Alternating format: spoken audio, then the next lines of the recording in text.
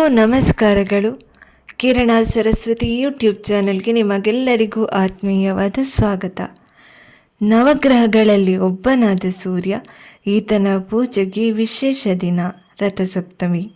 ಸೂರ್ಯ ನೋಡೋದಕ್ಕೆ ಹೇಗಿದ್ದಾನೆ ಅಂದರೆ, ನಮ್ಮ ಕಣ್ಣ ಮುಂದೆ ಬರೋದು ಆಕಾಶದಲ್ಲಿ ನಮಗೆ ಕಾಣೋ ಸೂರ್ಯ. ಆದರೆ ನಿಜಕ್ಕೂ ಸೂರ್ಯದೇವ ಹೇಗಿದ್ದಾನೆ? 4 ಕೈಗಳಿದ್ದು ಕುದುರೆಗಳ ರಥದ ಮೇಲೆ ವಿರಾಜಮಾನವಾಗಿ ಕೂತಿದ್ದಾನೆ. ಅರುಣ ಈ ರಥದ ಸಾರಥಿ. ಮೇಲಿನ 2 ಕೈಗಳಲ್ಲಿ ಕಮಲ, ಕೆಳಗಿನ 2 ಕೈಗಳಲ್ಲಿ ಒಂದರಲ್ಲಿ ಗದೆಯನ್ನು ಹಿಡಿದಿದ್ದಾನೆ, ಮತ್ತೊಂದರಲ್ಲಿ ಅಭಯ ಹಸ್ತ. ಆದರೆ ಸೂರ್ಯ ವಿಷ್ಣುವಿನ ಅಂಶ ಸಹ. ಆದ್ದರಿಂದ ಕೆಲ ಚಿತ್ರಗಳಲ್ಲಿ ಸೂರ್ಯ ಶಂಖ ಮತ್ತು ಸುದರ್ಶನ ಚಕ್ರವನ್ನು ಹಿಡಿದಿರುವುದನ್ನು ಸಹ ನಾವು ನೋಡಬಹುದು. ಇನ್ನು ಸೂರ್ಯನ ರಥವನ್ನು ಮುನ್ನಡೆಸುವುದು 7 ಕುದುರೆಗಳು. ಈ 7 ಕುದುರೆಗಳು ವಾರದ 7 ದಿನಗಳನ್ನು, ಕಾಮನಬಿಲ್ಲಿನ 7 ಬಣ್ಣಗಳನ್ನು, ಸಂಗೀತದ 7 ಸ್ವರಗಳನ್ನು ಸೂಚಿಸುತ್ತದೆ.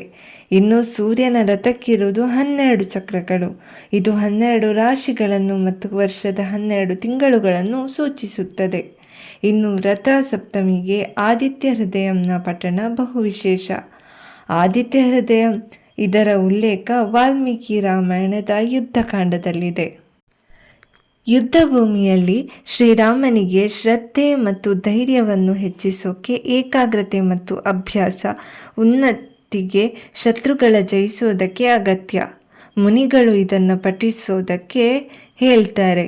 ಶ್ರೀರಾಮನಿಗೆ ಶತ್ರುಗಳನ್ನು ಜಯಿಸೋದಕ್ಕೆ ನಾವು ಆದಿತ್ಯನನ್ನು ಪೂಜಿಸಬೇಕಾದ ಸೂಕ್ತ ವಿಧಾನವನ್ನು ಅಗತ್ಯರು ರಾಮನಿಗೆ ಹೇಳಿದ್ದೆ ಆದಿತ್ಯ ಹೃದಯ. ಇನ್ನು ರಥಸಪ್ತಮಿ ಅಂದರೆ ಸೂರ್ಯ ನಮಸ್ಕಾರ ಮಾಡೋದು. ಸೂರ್ಯ ನಮಸ್ಕಾರದ ಬಗ್ಗೆ ಈಗಾಗಲೇ ವಿಡಿಯೋ ಒಂದು ಅಪ್ಲೋಡ್ ಮಾಡಿದ್ದೇನೆ. ನೀವಿನ್ನೂ ಆ ವಿಡಿಯೋ ನೋಡಿಲ್ಲದಿದ್ದರೆ ದಯವಿಟ್ಟು ಆ ವಿಡಿಯೋ ನೋಡಿ.